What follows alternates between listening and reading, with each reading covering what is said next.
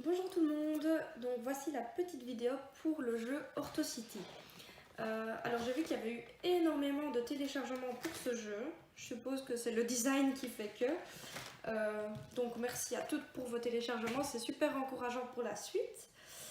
Donc voilà, je vais vous présenter ce petit jeu. Je ne sais pas si vous regardez les vidéos, je ne sais pas si je dois en faire ou pas. Donc n'hésitez pas à me laisser un petit commentaire pour que je sache si ce que je fais est utile ou non. Alors, d'abord je vais vous présenter un petit aspect plutôt technique pour ce qui est de l'impression et de la création du jeu. Donc vous voyez sur les premières pages du PowerPoint qu'il y a le mode d'emploi. Il est présenté d'une manière assez spéciale, c'est parce qu'en fait je le voyais comme ceci, le mode d'emploi. Donc en fait l'idée c'était vraiment d'ouvrir ce petit carnet comme ceci, d'avoir dans l'ordre les différentes instructions et puis lorsqu'on retourne la fin des instructions. Donc voilà, ça ressemble à ça. En tout cas dans ma tête c'est à ça que je voulais que ça ressemble. Hop, donc ça on va le mettre là. Et alors pour ce qui est des petites cartes, donc on a les deux niveaux.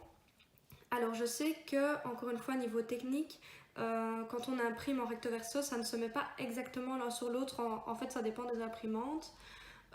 Donc moi, ce que j'ai fait quand j'ai découpé, et ça n'a pas posé problème, c'est que j'ai découpé à l'intérieur des contours assez larges que j'avais mis en place. Et donc du coup, quand on découpe à l'intérieur et qu'on réajuste des deux côtés, en fait, il n'y a pas de souci. Ça donne très bien comme ça.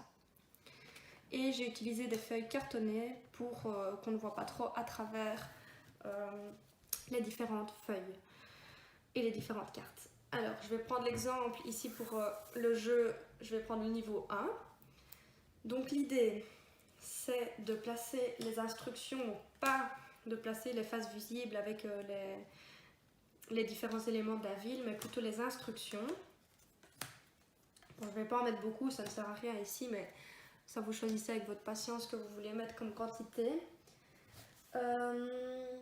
Voilà, donc chacun à notre tour, on va lire une petite instruction pour pouvoir gagner la carte et créer notre ville. J'ai créé ce jeu dans quel but? Dans le but de pousser l'enfant à lire ce qu'il a envie de lire. Donc l'idée c'est que j'espère que le patient ira vraiment un peu lire en diagonale les instructions pour essayer d'avoir un bâtiment spécifique dans sa ville. Donc voilà, ça c'était mon idée principale et je ne voulais pas non plus qu'il y ait un gagnant et un perdant parce que je trouve que c'est souvent le cas et pour une fois faire place un peu à la créativité et à l'envie de créer une ville un peu comme dans les Sims ou comme... oui, bah, c'est les Sims le meilleur exemple. Moi je trouve que c'est plutôt chouette.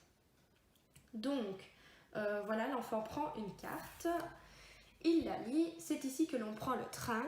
Donc ici c'est évidemment la gare. Alors là encore une fois vous faites comme vous voulez, soit vous demandez à l'enfant avant qu'il retourne la carte de deviner ce qui se trouve derrière, hop, soit tout simplement il l'a bien lu, il la gagne. Et il découvre lui-même ce qu'il y a derrière.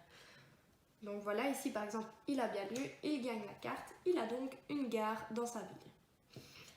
Et voilà, on continue ainsi de suite. Je pense qu'on peut aussi motiver l'enfant en disant « Ah, il y a ça, ça... Ah, mais c'est celle-là que je veux » pour vraiment montrer qu'il y a moyen d'avoir des petits indices via certains mots pour avoir le bâtiment que l'on souhaite dans la ville. Alors par exemple, moi ici j'ai l'hôtel. Voilà, hop, j'ai un hôtel dans ma ville. Donc voilà, ça encore une fois, c'est un principe assez simple. J'espère que ce petit jeu vous plaira et qu'il plaira à vos patients surtout, c'est le plus important. Hop. Et voilà, et donc pour les niveaux, le niveau 1 c'est des phrases plus courtes et le niveau 2 c'est surtout des phrases plus complexes. Elles sont un peu plus longues, mais elles sont surtout plus complexes. Il y a des phrases relatives, il y a des tournures de phrases tout en restant à l'intérieur. Voilà, c'est un peu des phrases un peu plus compliquées. Donc voilà, j'espère qu'il n'y a pas de coquilles, de fautes d'orthographe, parce que je dois bien avouer que j'ai eu tellement la tête dedans que j'ai peut-être laissé passer des fautes. Si c'est le cas, n'hésitez pas à me le dire et je modifie évidemment et je remets le lien sur logobox.be. Bonne journée!